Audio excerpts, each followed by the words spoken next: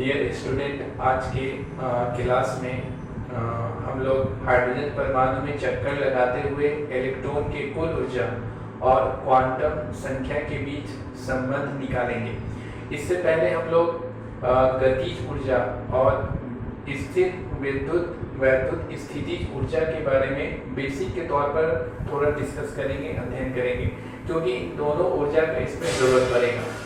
तो सबसे पहले पढ़ना है कि सबसे पहले हम लोग देखते हैं गतिज ऊर्जा किसे कहते हैं। तो गतिज ऊर्जा क्या होता है? किसी भी वस्तु में उसके गति के कारण रहने वाली ऊर्जा को गतिज ऊर्जा कहते हैं। किसी भी वस्तु में उसके गति के कारण जो ऊर्जा होती है उस ऊर्जा को कहा जाता है गतिज ऊर्जा। और गतिज ऊर्जा को इंग्लिश में हम लोग कहते हैं काइनेटिक एनर्जी। इसीलिए गतिज ऊर्जा को सूचित किया जाता है के से। अब के का गतिज ऊर्जा का सूत्र क्या होता है? तो गतिज ऊर्जा का सूत्र, अगर किसी वस्तु का द्रव्यमान अगर m है और उसका वेग, रेखीय वेग अगर v है, तो हम लोग जानते हैं कि गतिज ऊर्जा का सूत्र होता है हाफ mv²। इसको कई बार बताया गया होगा आपको। इसके बाद हम लोग को दूसरा ऊर्जा पढ़ना है, इसमें स्थिर वैद्युत स्थितिज ऊर्जा। तो स्थिर वैद्युत स्थितिज ऊर्जा क्या होता है? इससे पहले हम लोग देखेंगे कि स्थितिज ऊर्जा क्या होता है। स्थितिज ऊर्जा किसे कहते हैं? तो किसी भी वस्तु में उसकी स्थिति के कारण जो ऊर्जा होती है उस ऊर्जा को कहते हैं हम लोग स्थितिज ऊर्जा। किसी भी वस्तु में उसकी स्थिति अथवा स्थान के कारण जो ऊर्जा होती है उस ऊर्जा को कहा जाता है स्थितिज ऊर्जा। अब जैसे कि आप देख सकते हैं कि अगर ये रेफरेंस स्थान है और यहाँ पर एक वस्तु रखा हुआ है, तो अभी इसका स्थितिज ऊर्जा, अगर इसको रेफरेंस स्थान माने तो इसका स्थितिज ऊर्जा अभी शून्य है। और ऊर्जा शून्य है इसलिए गति में भी नहीं हो सकता है, गतिशील भी गति कर नहीं सकता है, गति करता नहीं है, इधर नहीं कहीं भी नहीं करता है। लेकिन अगर इसको हम यहाँ से कुछ ऊंचाई पे ले जाए तो इसमें ऊर्जा आ गया, यानी स्थितिज ऊर्जा आ गया, क्योंकि अब इसका स्थान बदला और इस स्थान पर लाने के कारण इसमें ऊर्जा आ गया। और क्योंकि अगर हम इसको छोड़ देते हैं तो ये नीचे चला जाता है, यानी इसमें गति हो जाता है। तो ऊर्जा है, तो ऊर्जा किसी भी वस्तु में जब ऊर्जा होगा तो वो वस्तु कार्य करेगा, या फिर उसमें कहेंगे कि ऊर्जा होगा तो वो गतिशील हो, गति में आ सकता है, गति करेगा। तो ये इस वस्तु को अगर हम यहाँ से कुछ ऊंचाई पे ले जाते हैं, यानी इस ऊंचाई पर आने से इस स्थिति में, इस स्थान पर आने में इसमें ऊर्जा आता है। यहाँ पर अगर रखे हुए तो ये गति नहीं कर सकता है, कहीं भी नहीं जा सकता है। तो इस तरह से किसी भी वस्तु में उसके स्थिति के कारण जो ऊर्जा होती है उसे कहते हैं स्थितिज ऊर्जा। अब स्थितिज ऊर्जा कई तरह का होता है, जैसे कि गुरुत्वाकर्षण स्थितिज ऊर्जा, इसी तरह से यहाँ पर है स्थिर वैद्युत स्थितिज ऊर्जा, फिर इसी तरह से होता है कमानी का स्थितिज ऊर्जा। तो यहाँ पर हम लोग देखते हैं कि गुरुत्वाकर्षण स्थितिज ऊर्जा क्या होता है। पहले गुरुत्वाकर्षण स्थितिज ऊर्जा, तो अगर ये पृथ्वी है, अर्थ है, ये अगर पृथ्वी है और पृथ्वी का ये गुरुत्वाकर्षण क्षेत्र है, मान लेते हैं ये गुरुत्वाकर्षण क्षेत्र है, और पृथ्वी की सतह से, यहाँ पर जो सतह है उससे h ऊंचाई पर अगर कोई वस्तु रखा हुआ है, उस वस्तु का द्रव्यमान अगर m है, तो हम लोग जानते हैं कि इस वस्तु का, यानी अगर कोई वस्तु पृथ्वी की सतह से निकट h ऊंचाई पर अगर स्थित है तो इस वस्तु का जो गुरुत्वाकर्षण स्थितिज ऊर्जा, यानी इस स्थिति में h ऊंचाई के स्थान पर रहने के कारण, इस स्थिति में रहने के कारण इसके जो गुरुत्वाकर्षण स्थितिज ऊर्जा होगा, चूंकि गुरुत्वाकर्षण क्षेत्र पृथ्वी के गुरुत्वाकर्षण क्षेत्र के अंदर है जहां तक पृथ्वी का प्रभाव पड़ता है, तो उस गुरुत्वाकर्षण स्थितिज ऊर्जा को हम लोग कहते हैं इंग्लिश में ग्रेविटेशनल पोटेंशियल एनर्जी। ग्रेविटेशनल के लिए G, पोटेंशियल के लिए P और एनर्जी के लिए E। तो इसका सूत्र हम लोग जानते हैं कि होता है m, g और h होता है, जहाँ m जो है वस्तु का द्रव्यमान हो गया, g acceleration due to gravity हो गया, गुरुत्वाकर्षण त्वरण हो गया, और h हो गया ऊंचाई हो गया। तो इस तरीके से इसे हम लोग कहेंगे गुरुत्वाकर्षण स्थितिज ऊर्जा। ये पृथ्वी के गुरुत्वाकर्षण क्षेत्र में है। अब अगर हम लोग किसी आवेश के बारे में बात करते हैं, जैसे मान लेते हैं कि यहाँ पर कोई कण है और उस कण का आवेश है Q1 और इसका ये विद्युत क्षेत्र है, ये इसका विद्युत क्षेत्र है। तो इस क्षेत्र में, यानी कि इस क्षेत्र में अगर एक दूसरे आवेश को हम यहाँ पर लेके आते हैं, इस स्थान पर अगर रखते हैं, यहाँ से r दूरी पर अगर इस आवेश को रखा जाता है, तो यहाँ पर रखने के कारण इसमें जो ऊर्जा होगा, यानी इस स्थान पर रहने के कारण इस आवेश से r दूरी पर इस वस्तु के इस स्थान पर रहने के कारण इसमें जो स्थिर वैद्युत स्थितिज ऊर्जा होगा, यानी ये वैद्युत क्षेत्र में है, समझे, इसलिए इसका नाम है स्थिर वैद्युत स्थितिज ऊर्जा। तो इस स्थान पर रहने के कारण इसमें जो विद्युत स्थितिज स्थिर वैद्युत स्थितिज ऊर्जा होगा, उसे हम लोग सूचित करें, उसका जो फॉर्मूला सूत्र होता है वो होगा 1/1/4 पाई एप्सिलॉन नॉट, पहले कण का आवेश यानी Q1 इंटू दूसरे कण का आवेश Q2 और बटा में क्या हो जाएगा, दोनों के बीच की दूरी r हो जाएगा। और स्थिर वैद्युत स्थितिज ऊर्जा को सूचित किया जाता है कैपिटल U से, बड़े U से सूचित किया जाता है। तो इस तरीके से अब जैसे कि मान लेते हैं कि एक यहाँ पर कोई कण है और ये है प्रोटॉन, यहाँ पर प्रोटॉन है और यहाँ पर है इलेक्ट्रॉन, यहाँ पर अगर इलेक्ट्रॉन है। अब हम लोग जानते हैं कि प्रोटॉन का जो आवेश होता है वो होता है प्लस 1.6 इंटू 10⁻⁻90 कूलम होता है, और इलेक्ट्रॉन का होता है -1.6 इंटू 10⁻90 होता है। अब इसके लिए हम लोग यूज कर सकते हैं प्लस, यहाँ से प्लस, और इसके लिए हमने पिछले वाले क्लास में बताया था कि इसके लिए हम लोग ई यानी इस परिमाण को हम लोग ई से सूचित करते हैं सब, यहाँ पे जिसको कहते हैं इलेक्ट्रॉनिक आवेश। तो इसी तरीके से इसको भी हम लोग सूचित कर सकते हैं, यहाँ पर माइनस, यहाँ से ये माइनस हो जाएगा और इस इतना के लिए हम लोग सूचित करते हैं ई से। तो इस तरह से प्रोटॉन के आवेश को हम लोग प्लस ई से और इलेक्ट्रॉन के आवेश को हम लोग सूचित कर सकते हैं माइनस ई से। तो यहाँ पर यानी कि प्रोटॉन यहाँ पर रखा हुआ, इलेक्ट्रॉन यहाँ पर रखा हुआ, अगर इन दोनों के बीच की दूरी अगर r है, तो इस स्थिति में यानी इलेक्ट्रॉन अगर प्रोटॉन से r दूरी की स्थिति में है, तो इस स्थिति पर रहने पर, इस स्थान पर रहने, r दूरी पर के स्थान पर रहने पर जो स्थितिज ऊर्जा यानी स्थिर वैद्युत स्थितिज ऊर्जा होगा, उसका यहाँ पे सूत्र हो जाएगा U बराबर 1 यहाँ के हिसाब से 1/4 पाई एप्सिलॉन नॉट, और पहले कण का आवेश, यहाँ पे पहला कण प्रोटॉन है, इसका आवेश है प्लस ई, तो ब्रैकेट में लेंगे, छोटा ब्रैकेट में प्लस ई, और दूसरा कण का आवेश तो इलेक्ट्रॉन है, उसका आवेश है माइनस ई, और बटा में क्या हो जाएगा, दोनों के बीच का दूरी, तो ये हो जाएगा आर।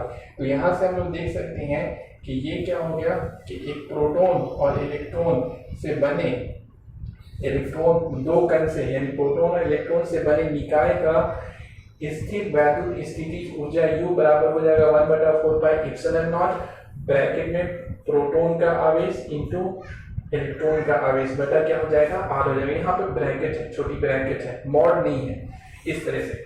अब हम लोग आते हैं, तो इस तरह से ये हम लोग सूत्र देख सकते हैं कि गतिज ऊर्जा का सूत्र क्या होता है और स्थिर वैद्युत स्थितिज ऊर्जा का सूत्र क्या होता है। इसके बाद अब हम लोग अपने क्वेश्चन पे आते हैं। क्वेश्चन कहता है कि हाइड्रोजन परमाणु में चक्कर लगाते हुए इलेक्ट्रॉन के कुल ऊर्जा तथा कुल ऊर्जा और क्वांटम नंबर के बीच संबंध निकालना है। तो अगर कोई हाइड्रोजन परमाणु है जिसमें एक प्रोटॉन और एक इलेक्ट्रॉन होता है, प्रोटॉन नाभिक केंद्र पर होता है, नाभिक में होता है, इलेक्ट्रॉन चक्कर लगाते रहता है वृत्ताकार पथ पर। जब इलेक्ट्रॉन चक्कर लगाते रहेगा तो इलेक्ट्रॉन का जो कुल ऊर्जा होगा वो इसकी गतिज ऊर्जा यानी गति में है तो उसके कारण गतिज ऊर्जा, और यहाँ से r दूरी पर है, इस स्थिति में इस स्थान पर है तो इसमें स्थितिज ऊर्जा भी होगा। तो इलेक्ट्रॉन का कुल ऊर्जा इलेक्ट्रॉन की गतिज ऊर्जा और स्थितिज ऊर्जा के योग के बराबर होगा। तो यहाँ पे इस तरह से हम लोग लिखेंगे कि हम जानते हैं कि हाइड्रोजन परमाणु में इलेक्ट्रॉन का कुल ऊर्जा इसकी गतिज ऊर्जा और स्थिर वैद्युत स्थितिज ऊर्जा के योग के बराबर होता है। स्थिर वैद्युत स्थितिज ऊर्जा और गतिज ऊर्जा यानी कुल ऊर्जा को अंग्रेजी में कहते हैं टोटल एनर्जी, तो इसीलिए यहाँ पे TE से सूचित किया गया है। और गतिज ऊर्जा को क्या इंग्लिश होता है काइनेटिक एनर्जी, तो KE से सूचित किया गया है। और स्थिर वैद्युत स्थितिज ऊर्जा को सूचित किया जाता है कैपिटल यू से। तो टीई यानी कुल ऊर्जा बराबर हो जाएगा गतिज ऊर्जा प्लस स्थितिज ऊर्जा। अब हम लोग गतिज ऊर्जा निकालेंगे, लिखेंगे गतिज ऊर्जा के लिए। तो गतिज ऊर्जा के लिए लिखेंगे चूंकि के बराबर, ये इसका शुद्ध होता है हाफ एम वी स्क्वायर, एक बटा दो एम वी स्क्वायर होता है। इसको मान लेंगे समीकरण सेकंड मान लेंगे। इसके बाद लिखेंगे हम जानते हैं कि पिछले वाले क्लास में हम लोगों ने पढ़ा था कि एफ सी यानी अभिकेंद्र बल ये बराबर होता है स्थिर वैद्युत बल के, इलेक्ट्रॉन और प्रोटॉन के बीच लगने वाला स्थिर वैद्युत बल ये बराबर होता है अभिकेंद्र बल के। एफ सी बराबर क्या होता है, एफ ई बराबर एफ ई होता है। तो यहाँ से हम लोग जानते हैं कि एफ सी का फॉर्मूला होता है एम वी स्क्वायर बटा आर, और इसका फॉर्मूला हम लोग पढ़े थे 1/4 मॉड में पढ़े थे, प्रोटॉन का आवेश इंटू मॉड में इलेक्ट्रॉन का आवेश, और बाई क्या हो जाएगा आर का स्क्वायर हो जाएगा। तो यहाँ से हम लोग देख सकते हैं कि एक आर और एक आर क्या हो जाएगा, कट हो जाएगा। तो यहाँ से हम लोग लिख सकते हैं M V square equal to, यहाँ पे हम लोग लिखेंगे 1/4 पाई एप्सिलॉन नॉट। यहाँ से मॉड से बाहर निकलेगा तो ये ई हो जाएगा इंटू, ये माइनस में है लेकिन मॉड है तो मॉड से बाहर निकलेगा तो ये भी प्लस में ई होगा, और बटा यहाँ पे क्या बचेगा आर बचेगा। इसको मान लेंगे समीकरण 3 मान लेंगे, ये समीकरण हमारा 3 हो जाएगा। अब हम लोग समीकरण 2 और 3 से, यानी समीकरण 2 में एम वी स्क्वायर की जगह भी ये पूरा रखेंगे। तो लिखेंगे समीकरण 2 और 3 से, समीकरण 2 और 3 से, समीकरण 2 और 3 से गतिज ऊर्जा बराबर हो जाएगा हाफ, यहाँ से हाफ दिखाएगा, एम वी स्क्वायर की जगह पे हम लोग लिखेंगे ये पूरा, यहाँ से दिखाएगा 1/4 पाई एप्सिलॉन नॉट इंटू हो जाएगा ई, और ई को गुना करेंगे तो ई का स्क्वायर बटा क्या हो जाएगा आर। यहाँ से हम लोग लिख सकते हैं के इक्वल टू 4 को 2 से गुना करेंगे ये 8 हो जाएगा, और यहाँ के ई स्क्वायर को 1 से और 1 से इससे गुना करेंगे तो ई का स्क्वायर हो जाएगा, और यहाँ पे दिखाएगा पाई और एप्सिलॉन नॉट और आर हो जाएगा। इसको ये हमारा के ई का शुद्ध आ गया, यहाँ पे के का वैल्यू आ गया, के का मान आ गया। तो उसके बाद लिखेंगे स्थिर वैद्युत स्थितिज ऊर्जा के लिए। अब के निकल गया, अब यू निकालेंगे, के निकल गया, अब यू निकालेंगे। तो यू बराबर हम लोग लिखेंगे चूंकि यू बराबर अगर यहाँ पर प्रोटॉन है और यहाँ पे इलेक्ट्रॉन है और आर इस दूरी पर है तो हम लोग उस फॉर्मूला से यहाँ पे जो फॉर्मूला निकाले हैं इस फॉर्मूला से डायरेक्टली लिखेंगे 1/4 पाई एप्सिलॉन नॉट, ये 4 है, और यहाँ से दिखाएगा ये ब्रैकेट में है, छोटी ब्रैकेट में, और ई माइनस ई प्रोटॉन का आवेश इलेक्ट्रॉन का आवेश और दोनों के बीच की दूरी आर होता है, ये फॉर्मूला आता है। इससे वैद्युत स्थितिज ऊर्जा के लिए फॉर्मूला आता है। यहाँ से लिखेंगे यू बराबर हो जाएगा, यहाँ प्लस और माइनस होगा तो यहाँ पे माइनस, और ई को ई से गुना करेंगे, 1 से गुना करेंगे तो ई का स्क्वायर बटा में हो जाएगा 4 पाई एप्सिलॉन नॉट और आर हो जाएगा। तो ये हमारा मान निकल गया यू का। अब क्या करेंगे, के ई और यू का मान रखेंगे समीकरण 1 में, लिखेंगे समीकरण 1 में के ई और यू का मान रखने पर, तो मान रखने पर हम लोग क्या मिलेगा, यहाँ से कुल ऊर्जा T बराबर हो जाएगा के का मान यहाँ से रखेंगे, ये हो जाएगा ई स्क्वायर बटा 8 pi epsilon naught R plus, यहाँ से प्लस लिखाएगा, यू का मान रखेंगे यहाँ से, ये हो जाएगा माइनस ई का स्क्वायर बटा 4 पाई एप्सिलॉन नॉट आर। यहाँ से क्या करेंगे कि एलसीएम लेंगे तो ये 8 पाई एप्सिलॉन नॉट आर, तो ये हो जाएगा ई स्क्वायर और 4 2 जब 4 को 2 से 4 दूना 8 होता है, तो यहाँ पे हो जाएगा माइनस प्लस माइनस माइनस और 2e स्क्वायर हो जाएगा। उसके बाद यहाँ से यहाँ जाएंगे तो यहाँ लिखेंगे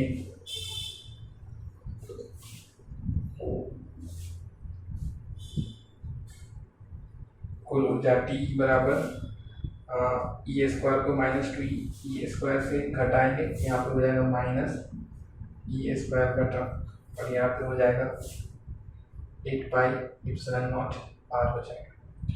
तो अब लिखेंगे, इसको मान लेंगे समीकरण 4, लिखेंगे समीकरण लिखेंगे हम जानते हैं कि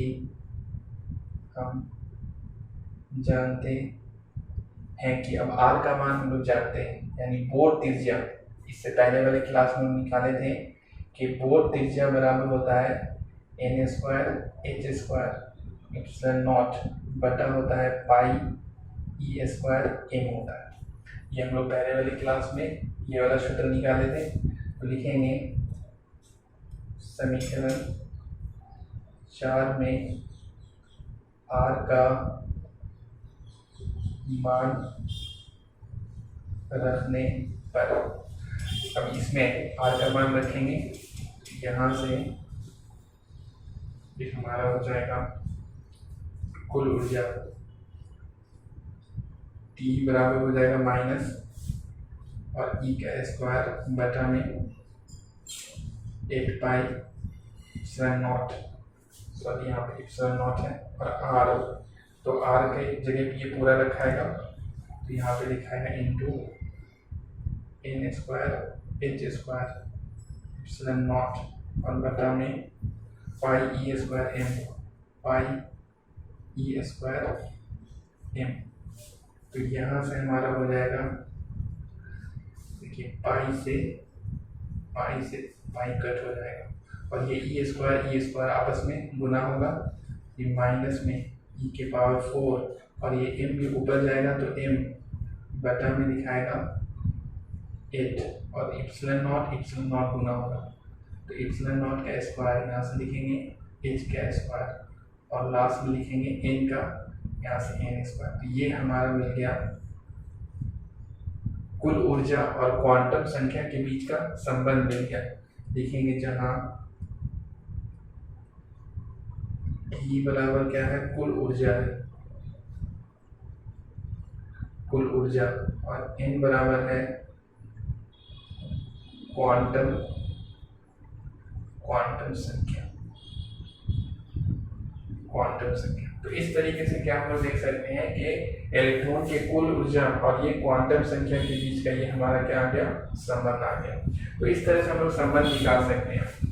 तो इसको उतारना है, सबसे पहले आप बेसिक उतारिएगा, यहाँ से कॉपी को उतार लेना है यहाँ तक, समझे, बिल्कुल लाइन बाय लाइन उतारने के बाद फिर यहाँ पे क्वेश्चन लिखना है और क्वेश्चन लिखने के बाद यहाँ से ये आंसर शुरू करना है, यहाँ से यहाँ तक जाना है और फिर यहाँ से आपको यहाँ जाना है और फिर इस तरह से उतारते हुए यहाँ से यहाँ जाना है, यहाँ से यहाँ जाना है। कॉपी कर